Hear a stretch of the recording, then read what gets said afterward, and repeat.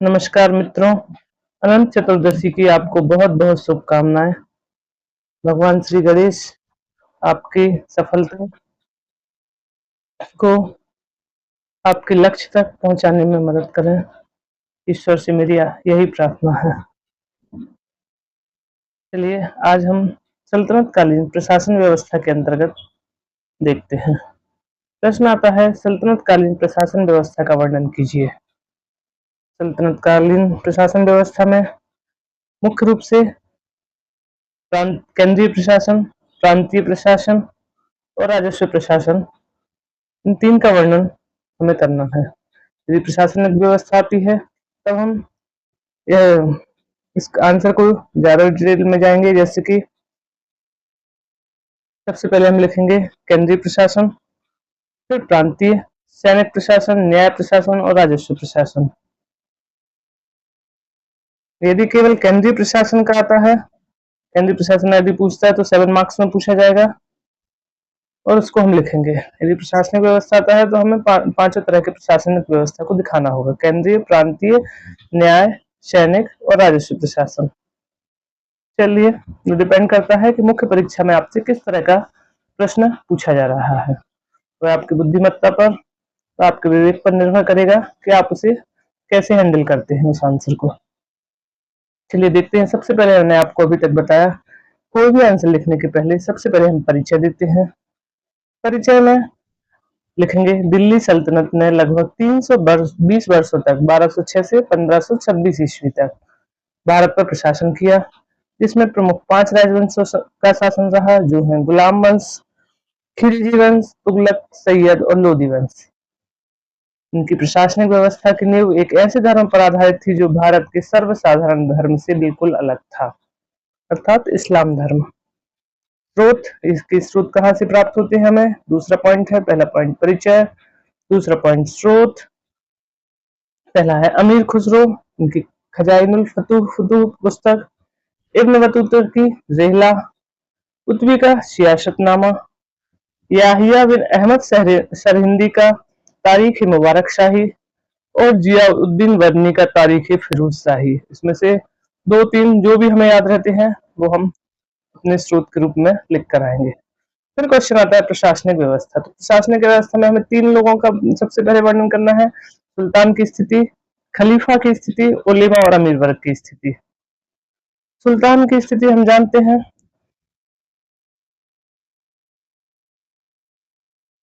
सुल्तान प्रशासन का संचालन सुल्तान की योग्यता पर निर्भर करता था।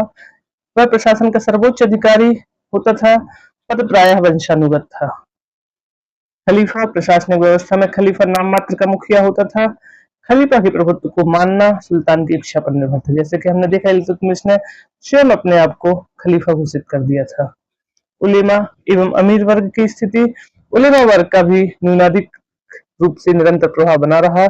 अमीरों की बढ़ती संख्या से भी इनकी निरंकुशता सीमित हो जाती थी, राजाओं की निरंकुशता सीमित रहती थी। इन 3 वर्गों का हम प्रशासनिक व्यवस्था में सबसे पहले रोल बताएंगे।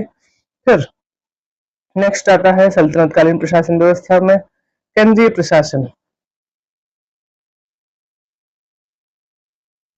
केंद्रीय प्रशासन में देखते हैं क्या लिखेंगे। सुल्तान की सहायता के लिए अनेक केंद्रीय पदाधिकारी होते थे, जिनमें प्रमुख निम्न है। पहले था नायब, यह प्रायः सुल्तान के सभी अधिकारियों का सुल्तान के नाम से प्रयोग करता था और शासन के सभी विभागों तथा अंगों का निरीक्षण करता था। नायब के बाद वजीर, यह अर्थ विभाग का प्रमुख होता था, अर्थ विभाग का अध्यक्ष था। सुल्तान के बाद सबसे अधिक शक्तिशाली था। इसके विभाग को दीवाने बजारत कहा जाता था। आरिजी ममालिक सैनिक विभाग का अध्यक्ष था। इसके विभाग का नाम था दीवाने अर्ज और कार्य था सेना के संगठन, निरीक्षण, अनुशासन के लिए उत्तरदायी था यह दीवाने अर्ज विभाग। सद्र उस सुदूर, यह धर्म विभाग का अध्यक्ष होता था। इस विभाग का संपूर्ण धन मुस्लिम जनता के लाभ के लिए व्यय किया जाता था। नेक्स्ट है काजी उल कुजात,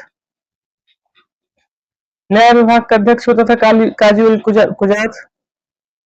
दवीर एक खास, आलेख विभाग का अध्यक्ष था। वरीद ममालिक, सूचना एवं गुप्तचर विभाग का था।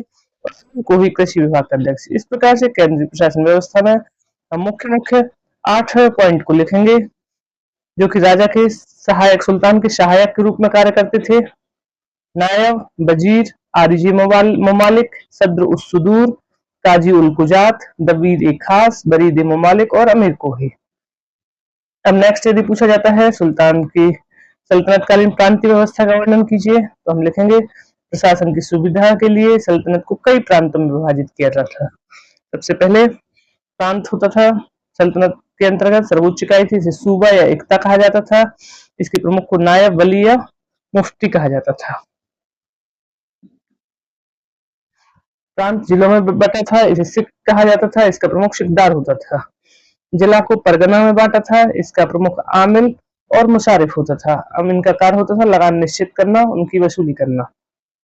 परगना को उससे छोटी इकाई सादी थी, इसका प्रमुख था अमीर सदा, एक शहर या 100 गांवों की देखरेख करता था। और सबसे छोटी इकाई थी ग्राम, इसका प्रमुख था मुकद्दम या चौधरी।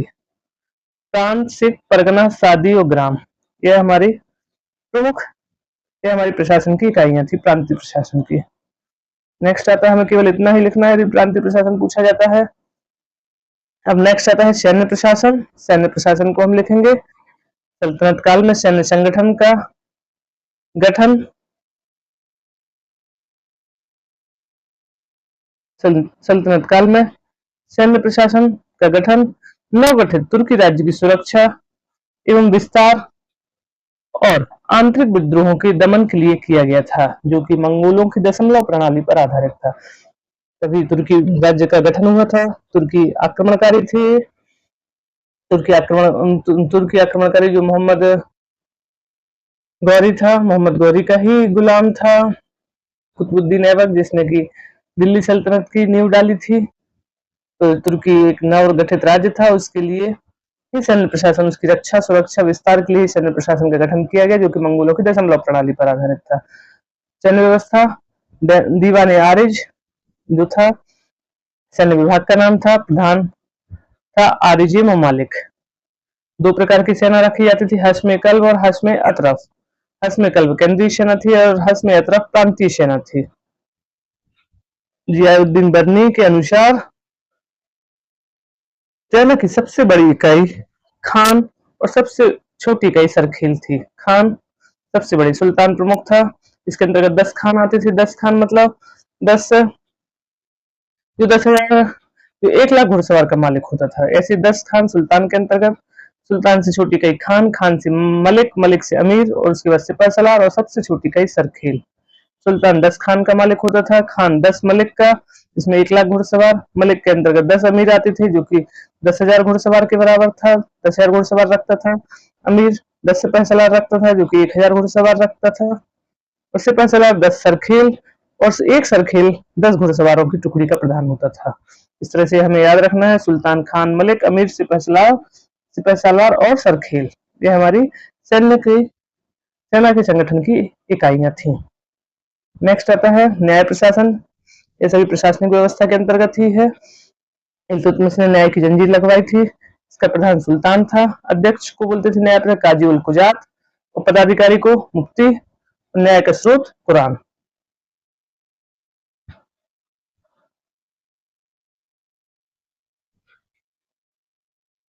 मैंने यहाँ आपको बताया प्रांत का प्रमुख, प्रांत सूबा या इक्ता जिसे कहते थे, इसका प्रमुख नायब, वली या मुफ्ती होता था। और जबकि न्याय प्रशासन का जो प्रमुख था उसे हम कहते थे मुफ्ती। चलिए नेक्स्ट देखते हैं राजस्व प्रशासन। राज्य की समस्त भूमि को 4 वर्गों में बांटा गया था, इक्ता, खालसा, इनाम और सामंतों की भूमि। इक्ता भूमि वह थी जिसमें मैंने आपको बताया था इल्तुतमिश ने इक्ता भूमि प्रथा चलाई थी, भूमि के टुकड़े दिए जाते थे एक तरह से किराए पर। इसमें वली जो व्यक्ति होता था वह लगान वसूली का कार्य करता था। खालसा भूमि थी, केंद्रीय नियंत्रण में रहती थी। मुकद्दम और चौधरी इसमें लगान वसूल करते थे। इनाम, इनाम व वक्फ भूमि होती थी, इसमें पुरस्कार में दी गई भूमि, यह भूमि वंशानुगत एवं कर मुक्त थी। और सामंतों की भूमि, यह मुख्यतः हिंदू राजाओं एवं जमींदारों को दी जाती थी, निश्चित मात्रा में प्रतिवर्ष लगान प्राप्त होता था। इस तरह एकता, खालसा, इनाम और सामंतों की भूमि, ये 4 भूमियां प्रमुख है, जो कि सल्तनत काल में 4 वर्गों में विभाजित थी। सल्तनत काल में 5 प्रकार के कर थे: उस्र, खराज, खुम्स, ज़कात और जजिया। उस्र केवल मुसलमानों से लिया जाता था, जो 5 से 10% था। खराज था, गैर मुसलमानों से लिया जाता था। उपज का 1/3 से 1/2 भाग तक लिया जाता था। खुम्स युद्ध में लूट का धन होता था। ज़कात मुसलमानों से लिया जाने वाला एक धार्मिक कर था, 2.5% लिया जाता था। और जजिया जीवन एवं संपत्ति की सुरक्षा के बदले गैर मुसलमानों से लिया जाता था। मैंने आपको बताया था फिरोज शाह तुगलक ने मुसलमानों पर भी जजिया कर लगाया था। इसलिए इस प्रकार हमें 5 प्रकार के कर उस्र, खराज, खुम्स, जजिया और ज़कात याद रखना है। राजस्व प्रशासन के अंतर्गत ही आएंगे। नेक्स्ट, भू राजस्व निर्धारण की 3 प्रमुख विधियां थी: बटाई प्रथा, मुक्ताई प्रथा और मसाहत प्रथा। बटाई प्रथा, इसके अंतर्गत वास्तविक उपज में से राज्य के हिस्से का निर्धारण किया जाता था, इसे गल्ला बख्शी भी कहते थे। जो वास्तविक उपज है उससे राज्य का हिस्सा निर्धारित किया जाता था, कितने हिस्से में आपको लगान की वसूली करना है। मुक्ताई कर निर्धारण की मिश्रित प्रणाली थी, जिसमें किसान और सरकारी कर्मचारी आपसी समझौते से उपज का आकलन करते थे। इसे कानूनी पद्धति भी कहा जाता है। 2 मार्क्स में पूछी जा सकती है पद्धतियां। मसाहत, यह भूमि की पैमाइश पर आधारित व्यवस्था थी, जिसमें जोती बोई गई जमीन की माप के आधार पर एक मानक राजस्व निर्धारित किया जाता था। इसे बोलते थे मसाहत। पैमाइश के आधार पर होता था जो। अंत में निष्कर्षतः कहा जा सकता है, दिल्ली सल्तनत कालीन प्रशासनिक व्यवस्था काफी व्यवस्थित तो थी, लेकिन यह इस्लाम धर्म को ही सुरक्षा प्रदान करती थी। यह साम्राज्य धर्मनिरपेक्ष न होने के कारण यहाँ के शासक अपने नियम और कानून इस्लामी शरीयत के अनुसार ही बनाया करते थे। इनका साम्राज्य विस्तार के पीछे का मकसद इस्लाम का प्रचार प्रसार करना था। सुल्तान शक्ति का प्रमुख केंद्र था तथा उसे जिले इलाहे के रूप में देखा गया, जिसने अपने आप को खलीफा का नायब कहकर मुस्लिम जनता का विश्वास जीतने का निरंतर प्रयास किया। तो हम कह सकते हैं दिल्ली सल्तनत कालीन राजतंत्रात्मक शासन प्रणाली में सुल्तान का पद शीर्ष बिंदु था। इस प्रकार से हम प्रशासनिक व्यवस्था का अपना आंसर पूरा करते हैं। देखते हैं प्रशासनिक व्यवस्था में हमने पढ़ा सबसे पहले सुल्तान, खलीफा उलेमा की स्थिति, फिर हमने केंद्रीय प्रशासन, प्रांतीय प्रशासन, सैनिक प्रशासन, न्याय प्रशासन और राजस्व प्रशासन यह पढ़े हैं, इनका डिटेल देखा। अब नेक्स्ट क्वेश्चन आता है,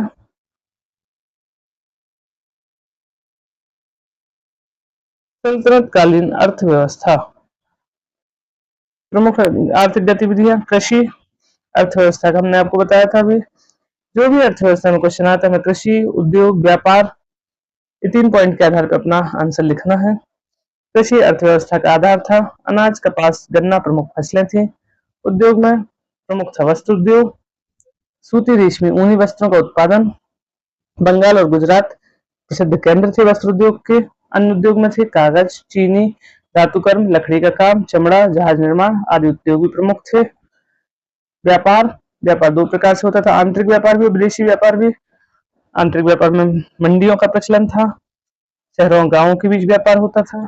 विदेशी व्यापार भारत की वस्तुएं मध्य एशिया, चीन, फारस, इराक, मिस्र, पूर्वी अफ्रीका तक भेजी जाती थी।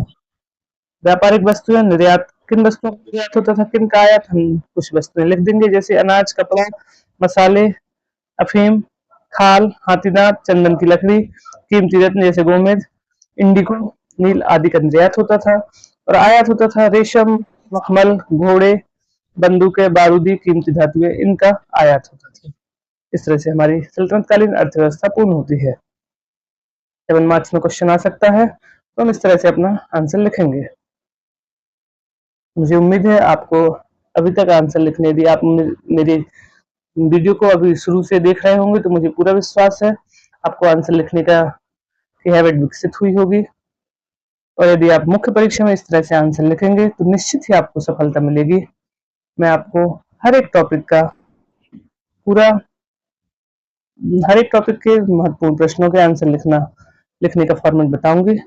आप मेरे चैनल को फॉलो कीजिए, चैनल को सब्सक्राइब कीजिए, वीडियो को लाइक कीजिए। चलिए देखते हैं नेक्स्ट, सल्तनतकालीन यदि क्वेश्चन आता है सल्तनतकालीन सामाजिक व्यवस्था का वर्णन कीजिए, तो हम देखते हैं क्या लिखेंगे। सल्तनतकालीन में 2 वर्गों में विभाजित था, हिंदू और मुसलमान 2 वर्ग थे। मुसलमानों के 2 वर्ग थे, हिंदू वर्ग और मुसलमान वर्ग। मुसलमान में भी दो वर्ग, एक सैनिक वर्ग था जिसमें जिसे बोलते थे अहल ए